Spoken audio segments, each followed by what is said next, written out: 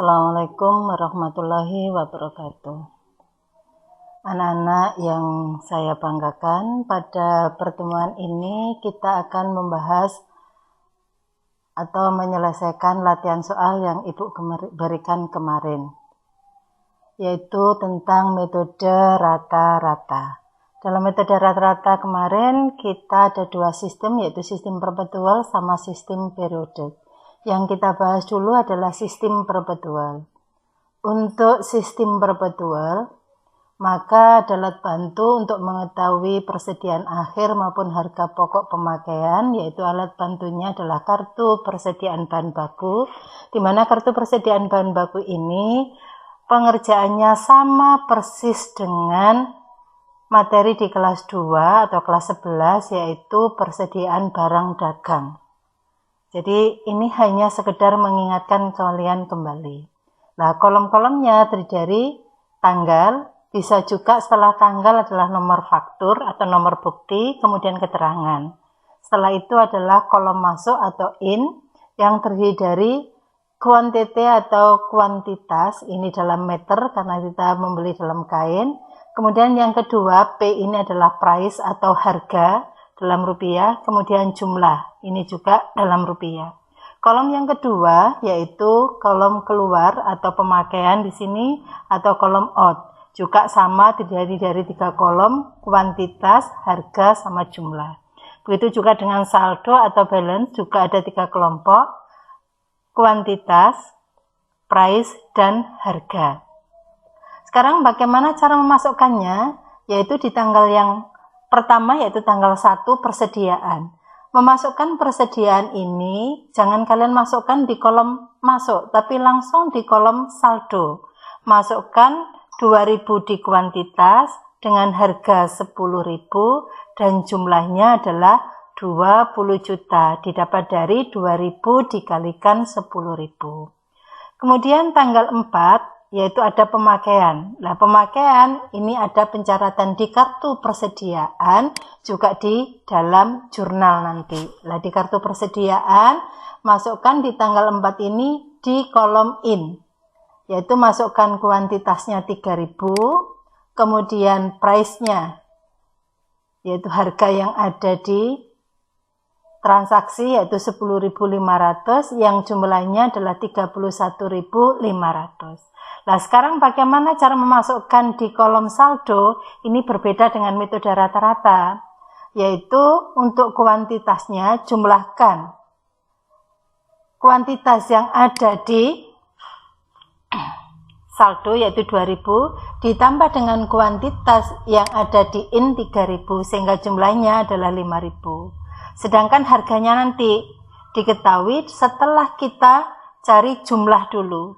Nah, jumlah ini didapat dari jumlah yang ada di saldo awal ditambah dengan jumlah yang ada di kolom in.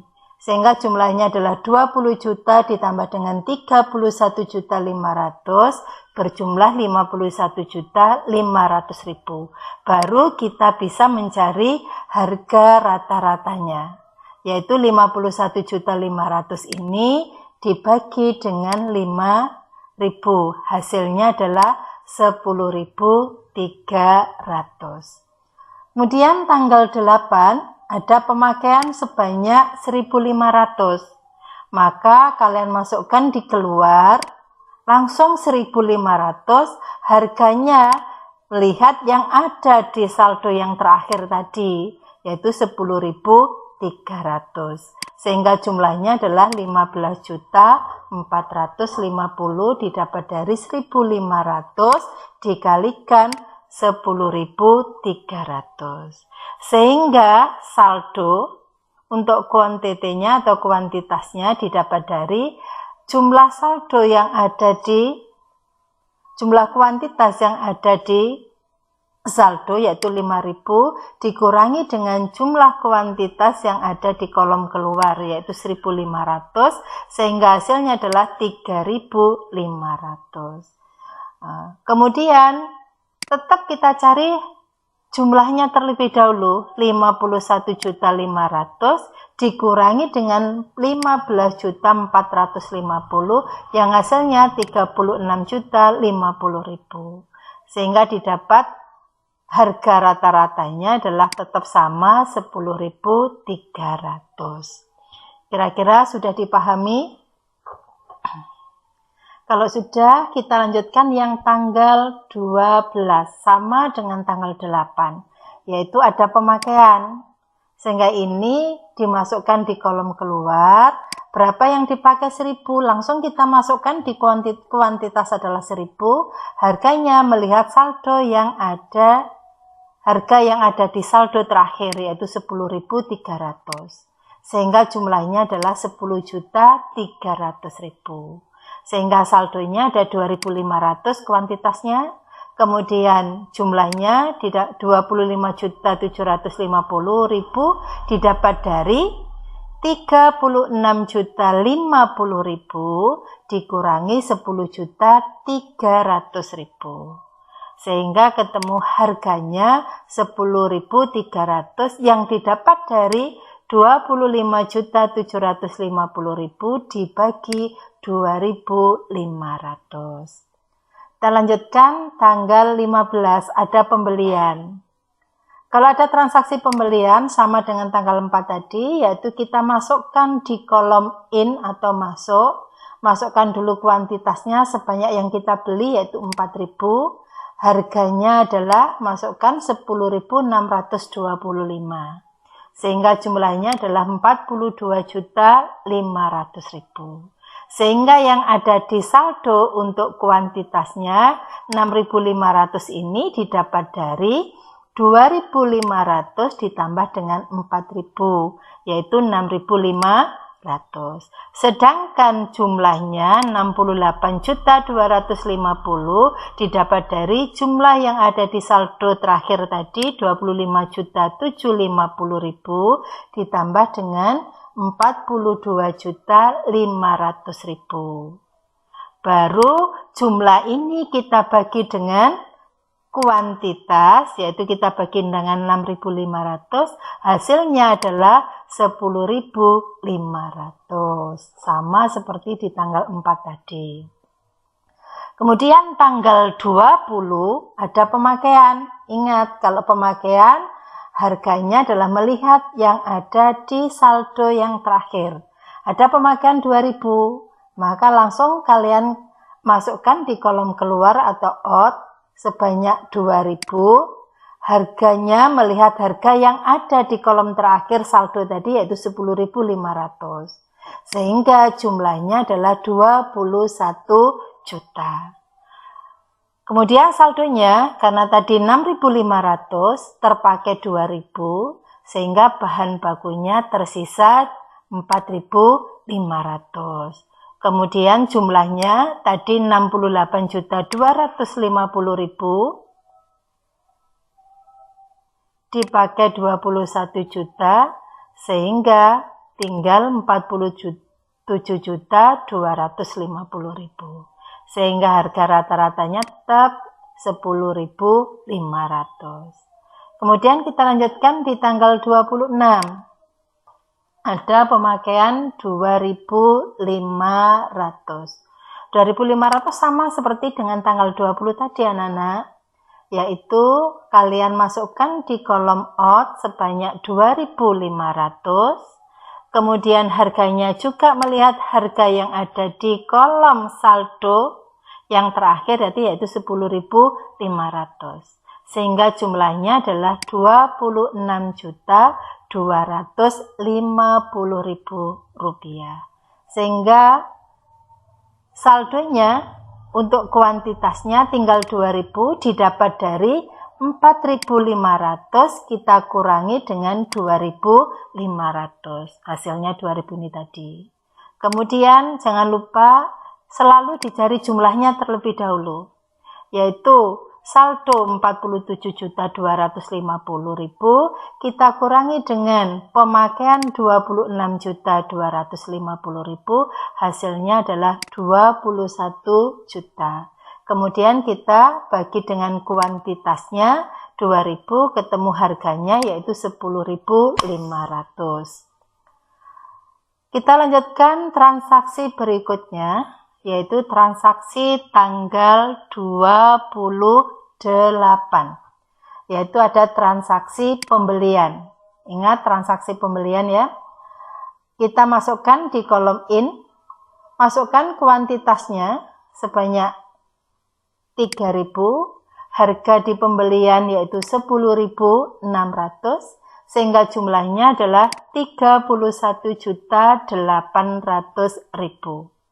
Sehingga sekarang berapa saldonya? Saldonya adalah tadi 2.000, membeli lagi 3.000, sehingga saldonya menjadi 5.000. Kemudian kuantitasnya,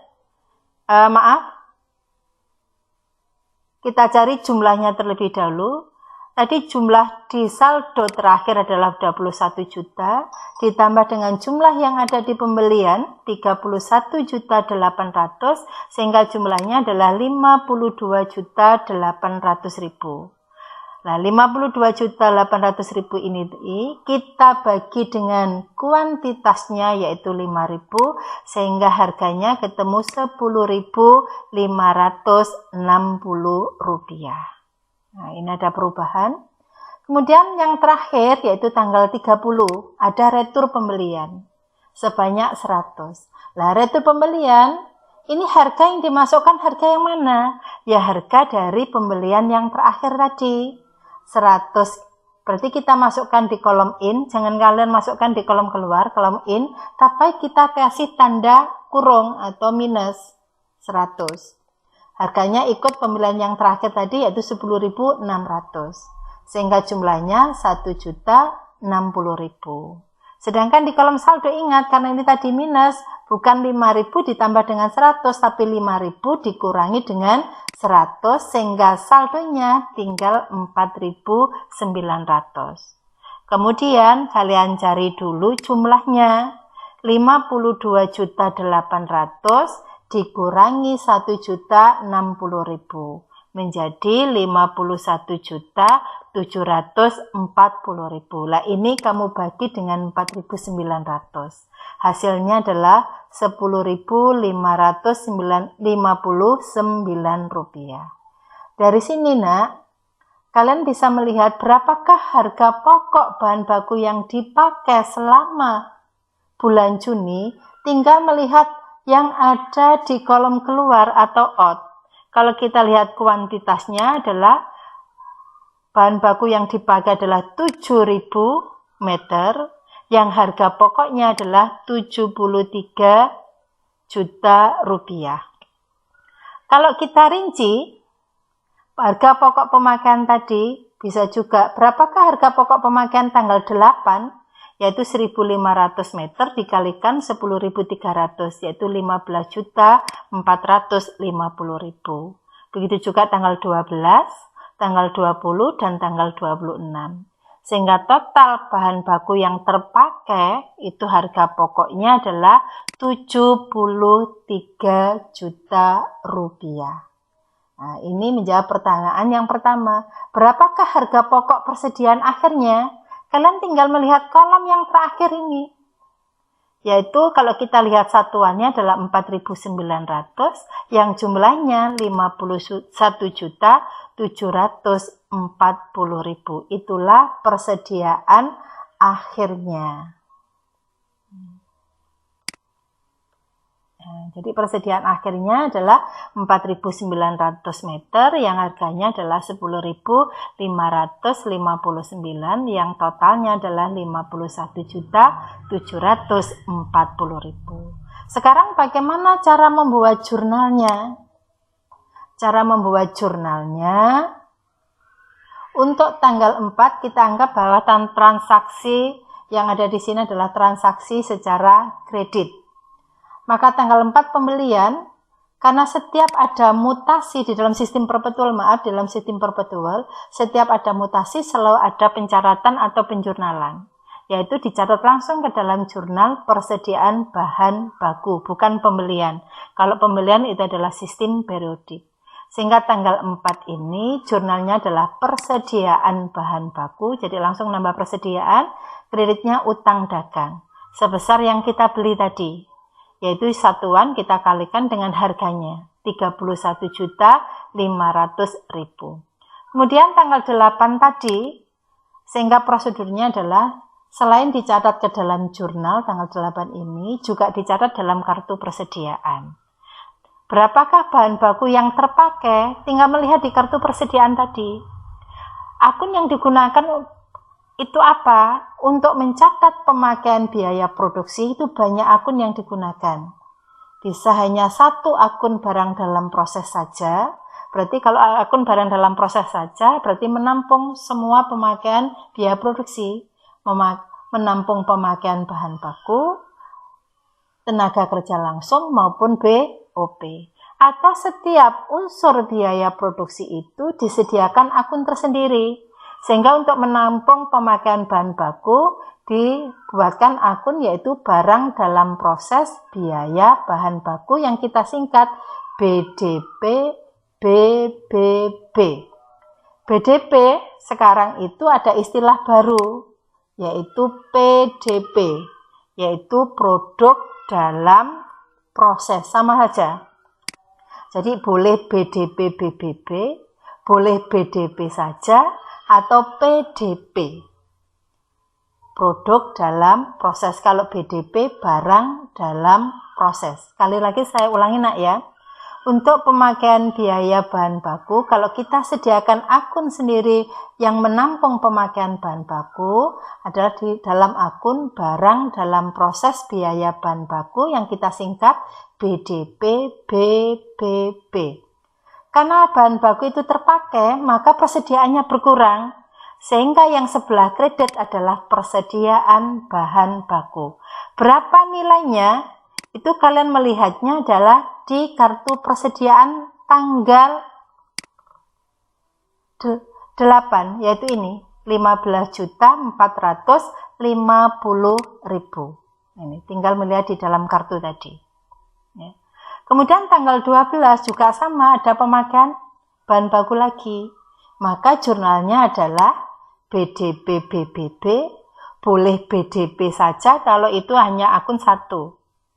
Kreditnya apa? Sama, yaitu bahan bakunya berkurang, berarti persediaan bahan baku yang sebelah kredit. Senilai berapa? Tinggal melihat yang ada di kartu persediaan tadi, yaitu 10.300.000. Kemudian tanggal 15, ada pembelian bahan baku lagi. Maka jurnalnya bagaimana? Karena ada pembelian, maka bahan bakunya akan bertambah. Maka persediaan bahan bakunya juga bertambah. Sehingga inilah yang disebut dengan sistem virtual pencatatan terus-menerus, bahwa persediaan selalu ada pencatatan di dalam akun persediaan. Sehingga jurnalnya yang sebelah debit sama seperti tanggal 4 tadi, persediaan bahan baku, kreditnya adalah utang dagang sebesar kuantitas dikalikan harga pokok pembeliannya, yang jumlahnya adalah 42.500.000. Kemudian tanggal 20 ada pemakaian lagi. Setiap ada pemakaian diingat ya anak-anak ya, dicatat dalam akun apa tadi? BDP BBB. Kemudian yang sebelah kreditnya bahan bakunya berkurang, yaitu persediaan bahan baku. Senilai berapa? 21 juta tadi melihatnya di mana? Dilihat di dalam kartu persediaan ini tadi. Tanggal 20 di kolom jumlah tadi. Out yang kolom jumlah 21 juta. Begitu juga dengan yang tanggal 26. Tanggal 26 ada pemakaian sebanyak 26.250.000. Bagaimana cara mencatatnya? Maka yang sebelah debit adalah BDP BBB, yang sebelah kredit persediaan bahan baku. Senilai 26.250.000. Kemudian tanggal 28, transaksi tanggal 28, ada pembelian bahan baku. Maka persediaannya bertambah, hutangnya juga bertambah. Sehingga jurnalnya adalah persediaan bahan baku, kreditnya utang dagang. Nilainya berapa? kuantitas yang dibeli dikalikan dengan harganya, yaitu hasilnya adalah 31.800.000. Tanggal 30 yang terakhir, jurnal retur pembelian.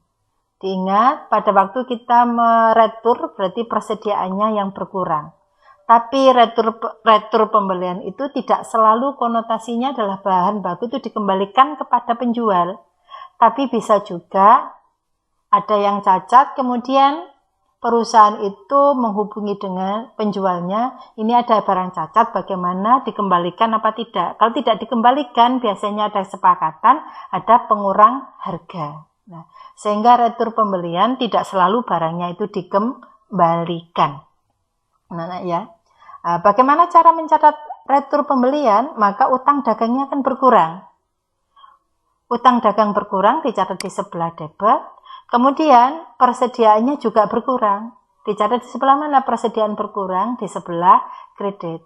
Sehingga di dalam sistem perpetual, retur pembelian bukan utang dagang pada retur, tapi langsung dicatat di dalam bahan bakunya itu berkurang. Maka persediaannya yang berkurang. Sehingga jurnalnya adalah utang dagang pada persediaan bahan baku. Sebesar berapa barang yang diretur dikalikan dengan harga pada waktu kita membeli tadi, yaitu kita lihat di kartu, yaitu harganya adalah 10.600, sehingga jumlahnya adalah 1.060.000. Ini sistem perpetual. Ya. Kita lanjutkan, kira-kira sudah paham? Kalau nanti ada pertanyaan lagi yang sistem identifikasi khusus untuk di dalam sistem periodik, kita bahas kalau masih ada sisa waktunya, nak ya. Sekarang kita lanjutkan ke dalam sistem periodik.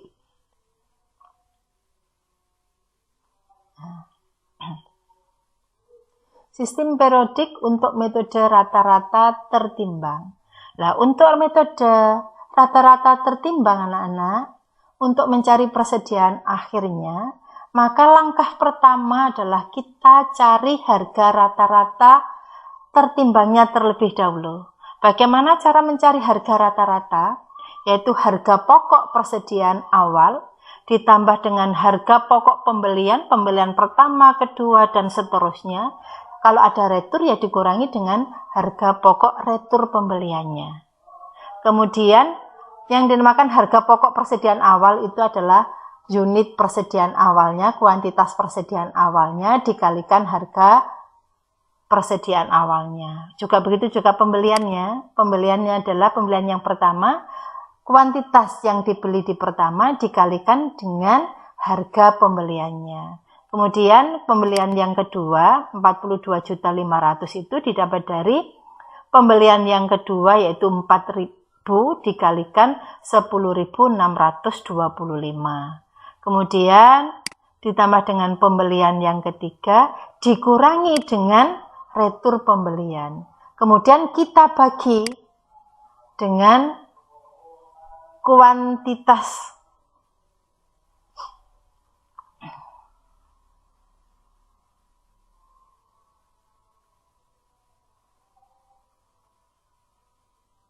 kuantitas yang tersedia untuk dipakai, yaitu persediaan awal, kuantitas persediaan awal, ditambah kuantitas pembelian pertama, kuantitas pembelian kedua itu 4.000, kuantitas pembelian 3 adalah 3.000, dan dikurangi kuantitas returnya yaitu 100.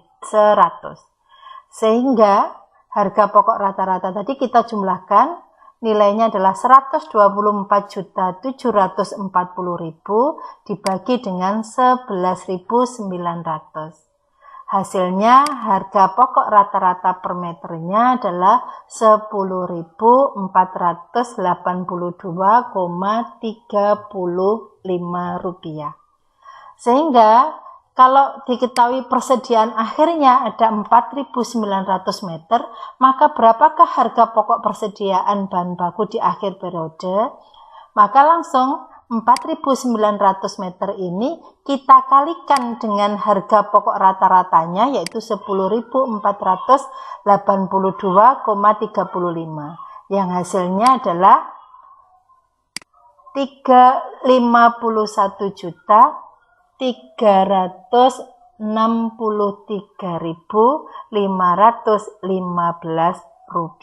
itu persediaan akhirnya. Sekarang bagaimana cara mencari harga pokok pemakaian bahan baku? Maka kita harus menghitungnya, yaitu kalian ingat di dalam perusahaan dagang, cara mencari harga pokok pemakaian bahan baku itu persis sama dengan perusahaan dagang. Kalian mencari harga pokok penjualan, yaitu persediaan awal ditambah pembelian bersih dikurangi dengan persediaan akhir. Nah, pembelian bersih didapat dari mana? Pembelian ditambah biaya angkut kalau ada dikurangi dengan retur pembelian. Itu cara mencari pembelian bersih. Sehingga cara mencari pemakaian bahan baku kita masukkan di sini persediaan awalnya ada 2.000 dikalikan 10.000, harga pokok persediaan awalnya adalah 20 juta. Kita cari pembelian bersih didapat dari pembelian yang pertama jumlahnya 31 juta, pembelian kedua 42.500.000 dan pembelian ketiga adalah 31.800.000. Sehingga total pembeliannya selama bulan Juni adalah 10.000 yang harga pokoknya adalah 105.800.000. Kemudian kita kurangi retur 100 yang jumlahnya adalah 1.060.000, sehingga pembelian bersihnya kalau kita lihat kuantitasnya adalah 9.900, yang harga pokok pembelian bersihnya adalah 104.740.000. Sehingga bahan baku tersedia untuk diproses atau untuk dipakai, yaitu persediaan awal 20 juta, ditambah dengan pembelian bahan baku 104.740, yaitu senilai 124.740.000. Nah, untuk mencari pemakaian ini kita kurangi dengan persediaan akhir yang kita cari tadi, yaitu 51.363.515 rupiah. Sehingga bahan baku yang terpakai selama bulan Juni adalah 73.476.485 rupiah. Ini mengenai mengenai harga pokok pemakaian bahan baku. Jadi pakai rumus begini nak ya. Diingat cara mencari pemakaian adalah persediaan awal ditambah pembelian bersih dikurangi persediaan akhir. Kalau kamu ingat perusahaan dagang, persis sama mencari harga pokok penjualan. Gimana kira-kira sudah paham? Kalau sudah, kita lanjutkan cara membuat jurnalnya untuk sistem periodik. Nah, ini cara membuat jurnalnya. Sistem periodik, setiap ada mutasi persediaan, tidak ada pencatatan di dalam persediaan. Sehingga pada waktu pemakaian nanti tidak di jurnal, pada waktu pembelian juga tidak dimasukkan ke dalam akun persediaan. Ini yang dimaksud adalah setiap ada mutasi, tidak ada pencatatan. Sehingga tanggal 4, pada waktu membeli, maka jurnalnya cukup pembelian bahan baku pada utang dagang. Bukan persediaan, tapi pembelian yang jumlahnya sama dengan sistem perpetual tadi, yaitu 31.500.000. Sedangkan tanggal 8 sama tanggal 12 ini ada pemakaian. Inilah yang tidak di jurnal anak-anak. Sehingga tidak di jurnal juga tidak dicatat dalam kartu persediaan, karena ini sistem periodik. Sehingga kalau kita ingin tahu berapakah bahan baku yang terpakai, ngitung secara langsung bahan yang ada di gudang, berapakah sisanya, jadi seperti itu. Kemudian tanggal 15 ada pembelian lagi, sama seperti tanggal 4 tadi jurnalnya. Pembelian bahan baku pada utang dagang. Tanggal 20 sama tanggal 26 juga tidak ada pencatatan. Kalau kamu tidak di jurnal, jangan tidak ditulis tanggalnya, nak. Tetap ditulis tanggalnya, kemudian keterangannya diisi tidak di jurnal, seperti itu. Jadi jangan dilewatkan tanggalnya, tetap tanggalnya diisi, tapi keterangannya diisi tidak di jurnal. Kemudian tanggal 28 ada pembelian bahan baku lagi 31.800.000. Jurnalnya adalah pembelian bahan baku pada utang dagang. Terakhir tanggal 30 ada retur pembelian, sama seperti di kelas 11. Kalau ada retur pembelian maka utang dagangnya berkurang, karena ini sistem periodik maka tidak mengurangi persediaan akunnya. Akun yang digunakan adalah tetap retur pembelian. Sehingga jurnal secara lengkap adalah utang dagang pada retur pembelian sebanyak 100 unit tadi dikalikan harga yang terakhir pada waktu membeli, yaitu 10.600, sehingga jumlahnya adalah 1.060.000. Karena setiap membeli, memakai tidak ada pencatatan di dalam akun persediaan, maka akun persediaan bahan baku sampai dengan akhir periode masih menunjukkan masih menunjukkan jumlahnya adalah jumlah persediaan awal, yaitu senilai 20 juta. Tidak ada perubahan. Padahal akhir tadi dalam sistem periodik persediaan akhirnya tadi adalah ada 73.376, sehingga ini kan tidak mencerminkan jumlah yang sesungguhnya, sehingga di akhir periode harus diadakan jurnal penyesuaian, ya. Jurnal penyesuaian. Bagaimana cara membuat jurnal penyesuaian? Persis seperti dengan perusahaan dagang, tetapi persediaannya kalau kemarin ada itisar laba rugi, karena bahan baku itu mempengaruhi perhitungan biaya produksi, maka perkiraan tandingan yang digunakan adalah ikhtisar produksi. Ikhtisar produksi ini adalah perkiraan yang digunakan untuk mengumpulkan biaya produksi. Sehingga sini adalah untuk mengumpulkan biaya bahan baku salah satunya. Nah, cara membuat jurnalnya, maka bahan baku yang awal periode itu kita hapus dari catatan, sehingga persediaannya kita letakkan di sebelah kredit. Tadi kan saldo di akun sampai dengan 30 Juni, buku besar masih menunjukkan saldonya di sebelah debit adalah 20 juta. Nah, ini kita hapus, sehingga persediaannya kita letakkan di sebelah kredit. Sehingga jurnalnya adalah ikhtisar produksi debit, persediaan bahan baku kredit, senilai 20 juta atau sebesar persediaan awalnya. Kemudian persediaan akhir tadi, jumlahnya adalah 51.363.515. Ini kita tampakkan lagi, sehingga kita letakkan di sebelah debit karena muncul lagi. Sehingga jurnalnya adalah kebalikannya dari persediaan awal, yaitu persediaan bahan baku pada ikhtisar produksi, senilai persediaan akhirnya. Semoga apa yang diberikan Ibu ini bermanfaat bagi kalian. Seakhir sekian, wassalamualaikum warahmatullahi wabarakatuh.